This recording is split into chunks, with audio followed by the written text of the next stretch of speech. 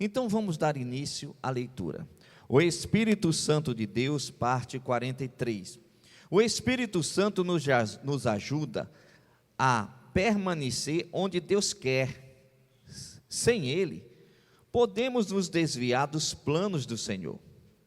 Muitos exemplos na Bíblia mostram pessoas que se afastaram de Deus, como Davi, o rei Davi, que cometeu adultério, como Sansão, que se envolveu com Dalila, Judas, que traiu Jesus, Lúcifer, que se rebelou contra Deus no céu, Jonas, não querendo ir para Nínive, Saul desobedecendo a Deus, Demas amando mais o mundo que Cristo, e os reis de Israel e Judá fazendo o que era mal aos olhos de Deus. A Bíblia nos ensina em Provérbios capítulo 14, versículo 12: há caminhos que parecem certos, mas levam à morte.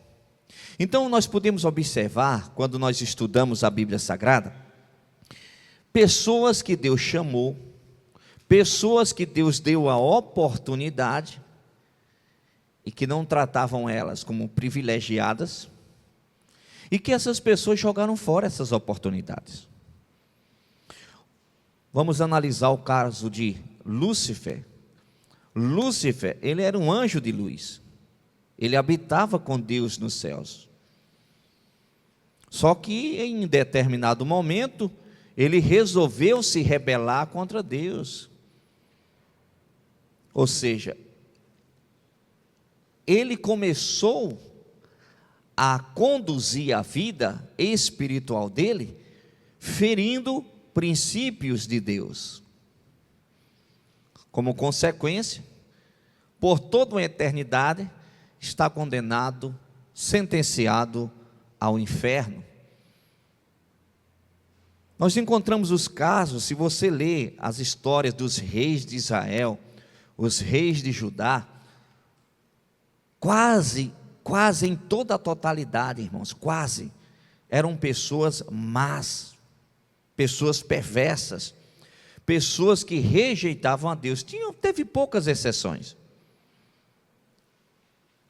Se nós nos prendermos no discurso falso, eu sou crente, Deus é amor, Deus me ama, Deus aceita do jeito que eu sou, pensar que não, vou estar no inferno, irmãos. Tem o caso do Judas, que Deus chamou para ser apóstolo, o próprio Jesus chamou ele para ser apóstolo, e ele se rebelou contra Deus, contra Jesus, ao ponto de vender Jesus. É comum você encontrar muitos crentes que falam: eu tenho uma promessa de Deus. Amém. Deixa eu falar uma coisa para você: todo mundo tem promessa de Deus. Até quem não nasceu ainda tem promessa de Deus. Todos, sem exceção. Você não é um privilegiado que Deus mandou uma promessinha para você. Eu fui num canto e Deus falou que... Irmãos, Deus fala com todo mundo. É só ler a Bíblia que nós vamos ver que todo ser humano tem promessa. Todo ser humano, até aqueles que ainda não nasceram, Jesus já orou por eles. Agora, o que é que a pessoa faz com a vida dela é que vai decretar se as promessas bíblicas de Deus, que pertencem para quem quiser obedecer a Ele, o que a pessoa faz da vida dela é o que vai determinar se ela será abençoada ou não.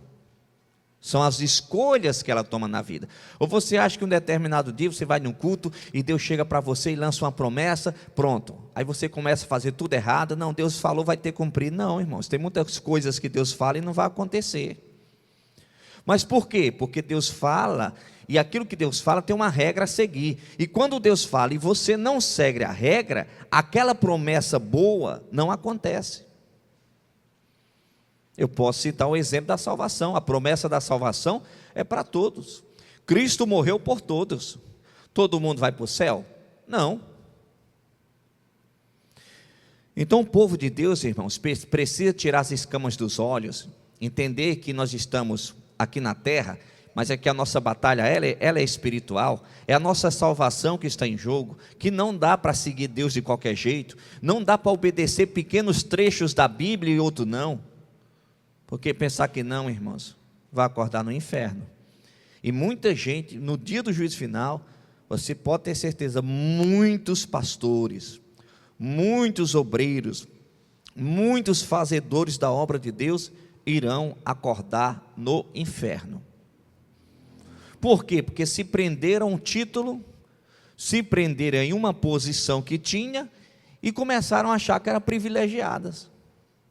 Eu posso fazer do jeito que eu quero, do jeito que eu bem entender, do jeito que eu quero. E resumindo, o tempo passou, morreu, inferno. Continuando. Precisamos buscar o Espírito Santo para permanecer na presença do Senhor. Nós não somos pessoas privilegiadas. Se não vigiarmos, podemos sair dos planos de Deus e perder a salvação devido ao pecado. Escolhas erradas podem anular as promessas de Deus em nossas vidas. Lembra do que ele falou para o sumo sacerdote ali? 1 Samuel capítulo 2, versículo 30. Portanto, diz o Senhor, Deus de Israel, na verdade, dissera eu que a tua casa e a casa de teu pai andariam diante de mim perpetuamente. Porém, agora diz o Senhor, longe de mim tal coisa, porque aos que me honram, honrarei, porém os que me desprezam serão desmerecidos. Deus tinha prometido para o Eli, sacerdote Eli, que a descendência dele seriam sacerdotes perante Israel perpetuamente. O que é perpetuamente? Perpetuamente é para sempre. Então quem foi que falou para o sumo sacerdote Eli que a descendência dele seria um sacerdote perpetuamente? Quem falou? O próprio Deus. Não foi um profeta, um anjo, um político, um pastor, um apóstolo, um bispo. Quem falou foi o próprio Deus. Aí o que acontece? Os filhos de Eli, dentro do templo, começaram a seguir Deus de qualquer jeito. As pessoas traziam as oferendas, eles roubavam as oferendas, eles se prostituíam dentro do templo, Ofni e Finéias. E Deus chegava para o profeta Eli, para o sacerdote Eli, e repreendia ele, mandando ele repreender os filhos. Eli, ao invés de chegar com disciplina nos meninos, Eli chegava e falava, filhinhos, ouço que estão comentando em Israel aos vossos respeitos. Resumindo, irmãos, Deus chega e fala, eu tinha falado que a tua descendência, a descendência dos teus pais, seriam sacerdotes perpetuamente em Israel, longe de mim tal coisa. Ou seja, aquilo que Deus falou, ele desfalou. E Deus deixou bem claro, eu honrarei os que me honram, e desprezarei os que me desprezam. Você está entendendo porque muita gente tem promessa, e não vê a promessa acontecendo, e ela está achando que vai acontecer, porque foi Deus que usou um profeta para falar? Mas ela esqueceu que na trajetória tinha regras para obedecer, e que ela não obedeceu, que ela não seguiu nada, que já passou, aquilo não vai acontecer mais, é um outro ciclo. Deus pode ser misericordioso e trazer uma nova história para a vida dela, mas em cima daquilo que ele falou lá atrás, não tinha mais como. Qual é a promessa de Deus, irmãos, para cada pessoa? Deus tem promessa para a criança, Deus tem promessa para o jovem, Deus tem promessa para o solteiro, Deus tem promessa para quem namora, Deus tem promessa para quem é casado, só que tem uma condição. Qual é a condição? Tem que obedecer o que ele fala em cada fase. Vamos pegar os adolescentes que namoram. Relação sexual não é para namorado, relação sexual é para marido e mulher. Quando você tem relação sexual com uma pessoa fora do casamento, você está formando uma aliança de sangue com esta pessoa.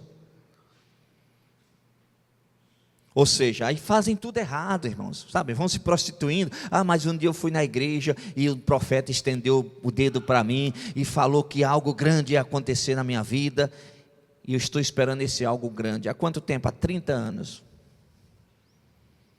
Você tem que ver como você estava na época, quando chegou o recado de Deus, você tem que ver o que você fez depois do recado de Deus. Aí Deus trouxe o recado, aí você fez tudo errado depois, saindo dos planos de Deus, e aí? Só que Deus, ele é misericordioso, mediante um erro que a pessoa toma na vida, Deus, ele pode sim, olha, meu plano era esse, não tem mais como acontecer por causa desse erro, mas eu posso reescrever uma nova história para você. Só que tem gente, irmãos, que Deus já rasgou todo o caderno. Escreve uma nova história, errou, rasga, joga fora. Escreve uma nova história, rasga, joga fora. Escreve uma nova história, rasga e joga fora. Quando chegar na última folha do caderno, só restou o inferno. Porque Deus, ele é amor, Deus é misericordioso, mas ele não vai levar ninguém para o céu, irmãos, porque ele ama você, porque ele me ama. Sabe por quê? Porque no inferno não tem lugar para gente ruim, irmãos. No inferno não tem lugar para gente amarga. Já imaginou, você é uma pessoa difícil de lidar, você é uma pessoa amarga, por mais que Deus ensine, por mais que o Espírito Santo mostre, você continua no patamar errado, aí Deus vai pegar você, um limão podre, vai colocar no céu, só com gente boa, aí vai pegar, vai estragar o céu com você, porque Ele te ama? Não vai, irmãos. Então chega aquele momento, irmãos, que a pessoa entende uma coisa: opa, até hoje eu brinquei de ser crente, até hoje eu brinquei de buscar a Deus, agora eu já preciso entender, ou eu organizo a minha vida para seguir a Deus da forma certa, ou eu vou para o inferno. É simples e descomplicado. Após a morte, só tem dois lugares: céu ou inferno. Ah, eu sou filho de crente. Deus não tem neto, irmãos. Toda a minha família é crente. Então, se todos foram fiéis a Deus, vão para o céu. E se tu não for, tu vai para o inferno.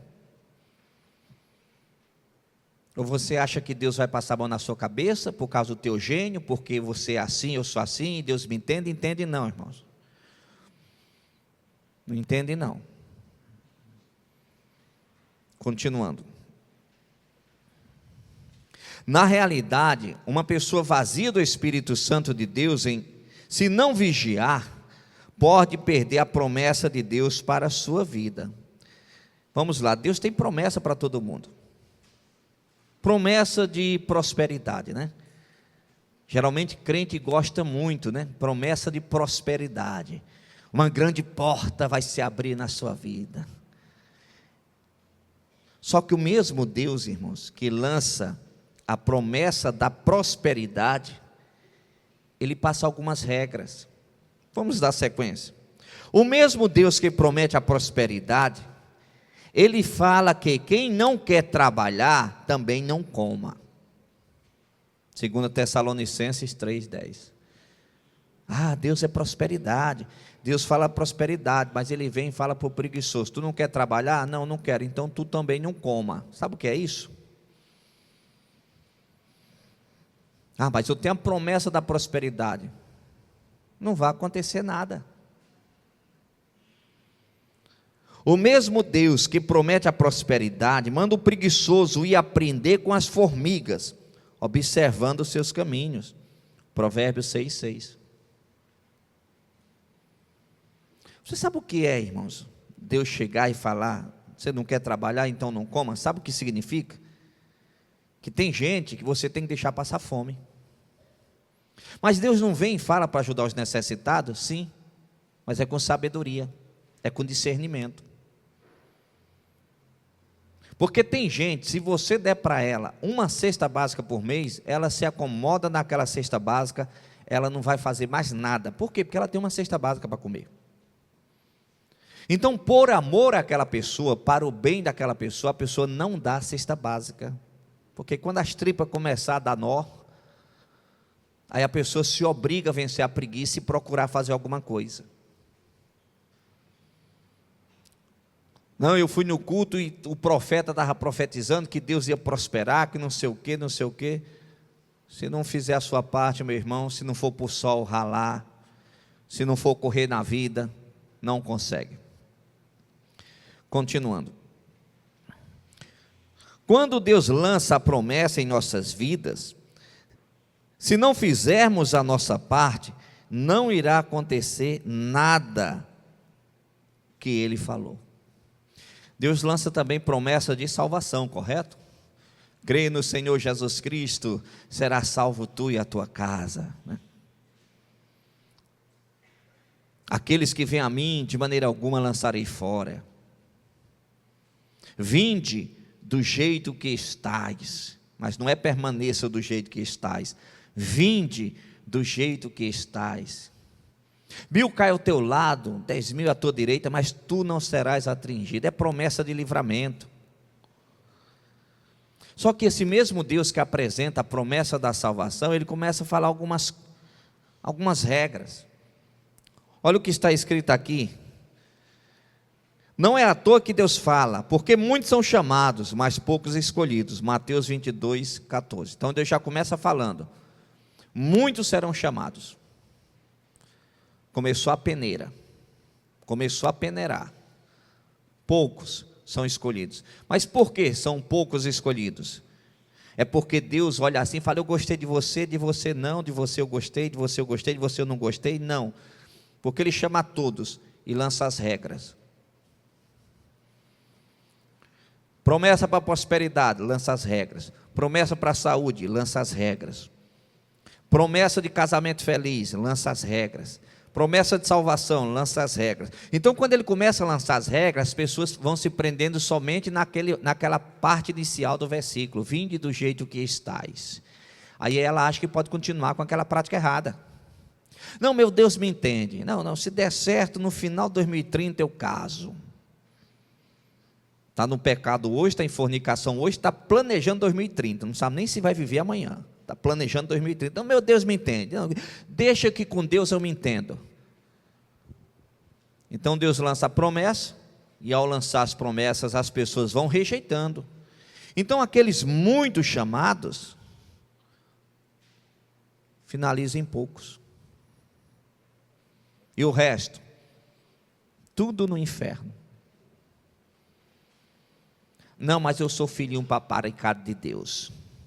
Os outros que erram vão para o inferno, merecem, mas eu não, eu erro, meu Deus me entende, Ele vai abrir uma exceção para mim. Vai nessa, besta. Vai nessa. De 2019 para cá, nós nunca enxergamos a morte tão próximo de nós, como nós temos enxergado. De 2019 para cá, pum, morre um, pum, morre outro, pum. Eu não estou falando pessoas distantes, estou falando pessoas da família. Às vezes no mesmo mês, irmãos, em questão de 2 meses, morre 2 pessoas da mesma casa. Nós nunca presenciamos a morte tão de perto, como nós estamos presenciando de 2019 para cá. Não, mas vamos brincar de seguir Deus de qualquer jeito. Para que obedecer? Não, isso daqui eu não concordo, isso daqui eu acho que é desnecessário. Isso daqui é extremismo do pastor, é o pastor que é muito religioso, é o pastor que é muito fanático. Recebeu um telefone, toca. Morreu fulano. Sério, fulano morreu? Qual era a idade? 40 anos, mas 40 anos morreu? O que foi? Infartou. Pensou que, o que foi? Fulano morreu, sério, o que foi? Qual era a idade? 30 anos, mas o que foi? Infartou. Fulano, o que aconteceu? Está no hospital, o que foi? Teve um derrame. Sério, qual é a idade? 45 anos.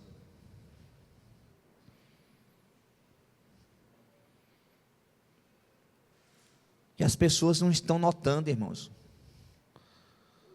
Estão como na época de Sodoma e Gomorra. A sentença decretada sobre a terra, e as pessoas não estavam nem aí. Eu sei que você conhece alguém que morreu recentemente. Se há 10 anos atrás o pastor chegasse num culto e perguntasse, quem perdeu alguém da família de 6 meses para cá? Talvez 3, 4, 5 pessoas levantariam a mão. Se o pastor chegasse num culto hoje, que eu não vou fazer isso, e perguntasse, quem perdeu alguém da família 6 meses para cá? Talvez 90% da igreja levante a mão. E vamos brincar de achar que somos privilegiados, que o caixão é para os outros, não para nós. A morte é para os outros e não para nós. A senha da morte vai chegar para os outros e não para nós. Vamos continuar nessa, que é isso que o diabo quer. Porque a pessoa vai levando a vida de qualquer jeito, e ao invés de planejar, consertar a vida hoje, está planejando em consertar a vida daqui a 5 anos. Dando sequência. Olha o que está escrito aqui também. Entrai pela porta estreita, larga é a porta, e espaçoso o caminho que conduz à perdição, e são muitos os que entram por ela. Porque estreita é a porta, e apertado o caminho que conduz à vida, e são poucos os que acertam com ela. Vamos lá, salvação é para todos. Cristo morreu por todos. A promessa é para todos. Eu quero. Amém.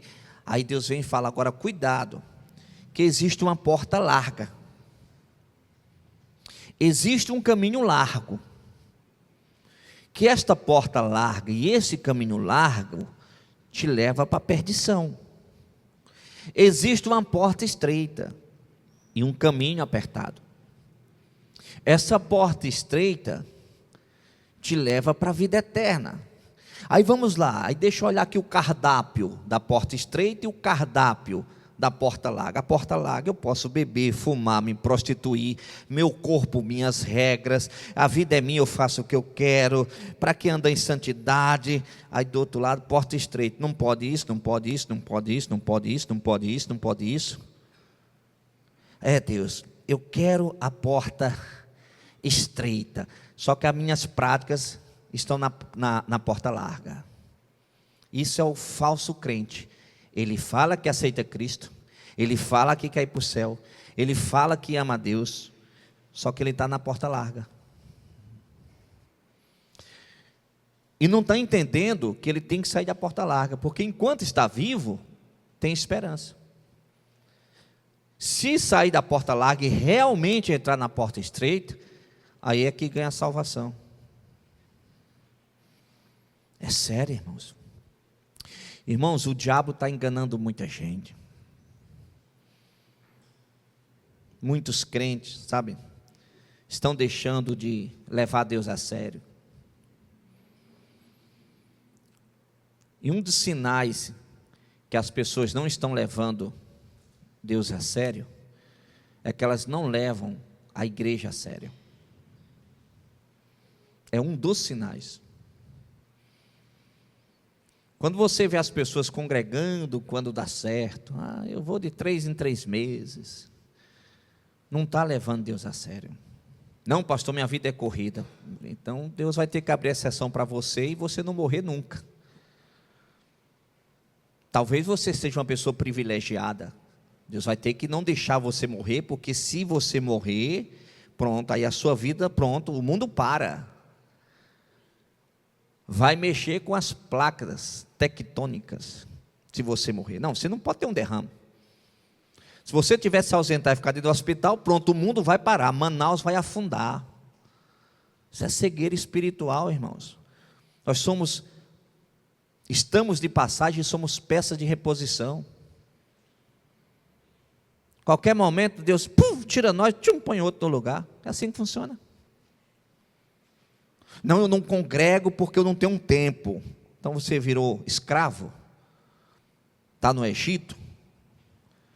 Porque uma vida que não proporciona congregar por causa do trabalho, está sendo escravizado. Tem que pedir para Deus, meu Deus, abra uma porta de emprego melhor. Nem que seja para ganhar menos, não é nem para ganhar mais, para ganhar menos, mas que eu tenha tempo para a família, que eu tenha tempo para a igreja, que eu tenha tempo para o Senhor, porque eu virei um escravo. Quando a pessoa não congrega, irmãos, porque não tem tempo, não se ofenda com o pastor Elton, É porque ela está na porta larga. Porque qualquer pessoa que está na porta estreita não vai permitir de forma alguma que a rotina de vida dela afaste ela dos compromissos dela com Deus.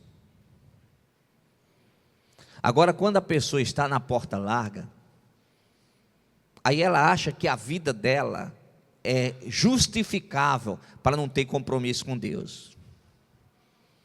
E se todo mundo fosse como ela, não existia igreja brasileira. Todas as igrejas fechariam, porque qual é a igreja que iria ficar aberta para a pessoa ir lá quando pegasse férias? Qual a igreja conseguiria se manter pagando impostos com água, luz, aluguéis, como uma pessoa que vai na igreja nas férias? Continuando. O mesmo Deus que quer que todos os homens sejam salvos e cheguem ao pleno conhecimento da verdade, 1 Timóteo 2,4 fala isso, é o mesmo Deus que fez o inferno por saber que muitos não querem a salvação.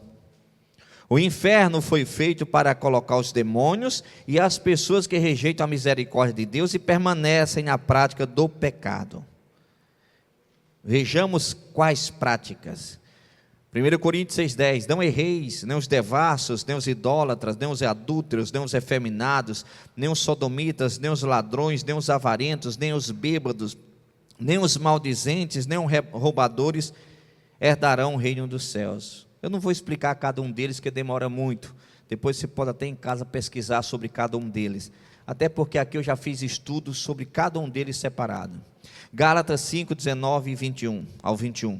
Porque as obras da carne são manifestas, quais são: adultério, prostituição, impureza, lascívia, idolatria, feitiçaria, inimizade, porfias, emulações, iras, pelejas, dissensões, heresias, invejas, homicídios, bebediças, glutonarias e coisas semelhantes a estas, acerca das quais vos declaro, como já antes vos disse, que os que cometem tais coisas não herdarão o reino de Deus. Então pronto. O mesmo Deus que fala, vinde do jeito que estais, o mesmo Deus que morreu na cruz do Calvário e ressuscitou, que fala que te ama, que lança promessas para todos os setores da vida, ele mostra que determinadas práticas anulam essas promessas e leva a pessoa para o inferno. Aí eu aceito Cristo como Salvador, passo pelo batismo nas águas, agora eu sou crente, tenho um título de crente. Meu irmão, sabe o que é você ser crente no mundo de hoje? É uma responsabilidade muito grande. Não é coisa pequena não, é coisa grande. Sabe por quê? Porque você está falando, você é representante de Cristo. Qual é mais de Cristo que as pessoas estão tendo através da minha vida, através da sua vida? É uma responsabilidade muito grande. Eu sou crente. Sou lá da igreja do pastor Elton. Pelo amor de Deus, irmão, não põe meu nome no rolo não. Se tu tem uma vida reta, amém. Se tu é uma pessoa cheia de trambicagem, não fala que é dessa igreja não, pelo amor de Deus. Sabe por quê? Porque a pessoa vai falar assim, nunca eu vou pisar o pé numa igreja dessa. É coisa séria, irmãos. Meu Deus, eu preciso me converter. Eu preciso parar com as práticas erradas. Começa a se levantar de madrugada para orar. Começa a clamar a ajuda do Espírito Santo. Começa a fazer as coisas da forma certa, não se envolva com rolo. Irmãos, o que a pessoa encontra de crente envolvido em rolo? Pelo amor de Deus, é a tua salvação que está em jogo. Se não pode fazer algo, não faça. Se não pode comprar algo, não compra. Seja uma pessoa honesta, seja uma pessoa justa, seja uma pessoa santa, separada do pecado. Você não é melhor do que ninguém. Só que você tem princípios éticos que você precisa colocar em prática, porque você se denomina um cristão. Cristão que significa ser parecido com Cristo.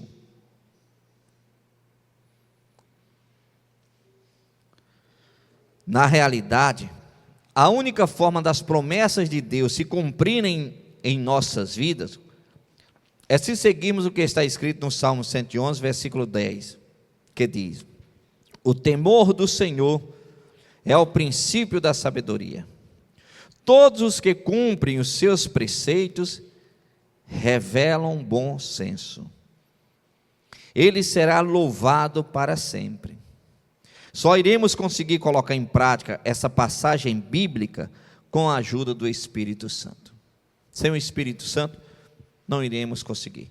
Talvez você fale, pastor, ao escutar esta pregação, estou detectando que tem muitas coisas na minha vida que estão erradas. Ok. Sabe o que você tem que fazer? Em primeiro lugar, continue vindo na igreja. Continue vindo na igreja e vai falando, meu Deus, eu preciso mudar. Eu preciso ter fé para mudar. Quando você vai na igreja e a pregação é dura, é uma exortação, em primeiro lugar, o pastor não sabe para que ele está pregando. Você acha que o pastor pensa que é você, mas o pastor não sabe nem para quem é. Você acha que as pessoas acham que é você, mas as pessoas nem sabem que você existe. Então o diabo ele começa a trabalhar na cabeça da pessoa para ela ter vergonha de voltar na igreja, porque ela acha que o pastor sabe do pecado dela. O pastor não sabe do pecado dela.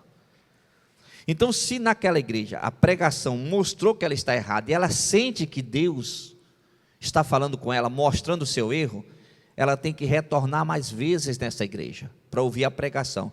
E ninguém sabe que a pregação é para ela. O pastor não sabe para quem é. É comum você encontrar pessoas que estão começando, que até falam assim, o pastor sabe da minha vida toda. O pastor não sabe nada da sua vida. O Espírito Santo ele vai ministrando a pregação, e a pregação, o Espírito Santo vai para cada coração. E o culto bom, irmãos, como eu sempre costumo falar, não é aquele que você sai feliz com o pastor. Culto bom é aquele que você sai triste com você. Como assim? Poxa, realmente eu tenho esse erro, eu nem estava notando. Porque o que tem de crente, irmão, que ora em língua, e aleluia, a labareda de fogo é tanta da coisa, E às vezes uma pregação como essa, a pessoa, poxa, eu tenho isso e não estava vendo. Aí você sai da igreja triste com você, porque você está enxergando que você está errado, que você precisa mudar, que o Espírito Santo está sinalizando o seu pecado e você está sentindo tristeza pelo seu pecado. Isso sim é um culto bom, culto maravilhoso, porque Deus foi lá na raiz do problema, foi lá na ponta do dente cariado, encontrou a causa da dor. Porque você vem num culto como esse, o pastor começa a trazer mensagens motivacionais, começar a pular aqui, rodar, falar em mistério, a igreja vai até pegar fogo. Você vai para casa feliz com o pastor e feliz com você. Só que a raiz do problema, você continua sem enxergar. Então, culto bom é aquele que Deus mostra aonde você está errando. Porque é você com ele. Pastor não sabe, ninguém sabe. É você com ele. E ele sabe, vai lá na raiz e toca. Amém, irmãos? Vamos fazer uma oração. Feche os olhos, por favor. Pai, obrigado, Senhor, por esta mensagem que o Senhor nos trouxe.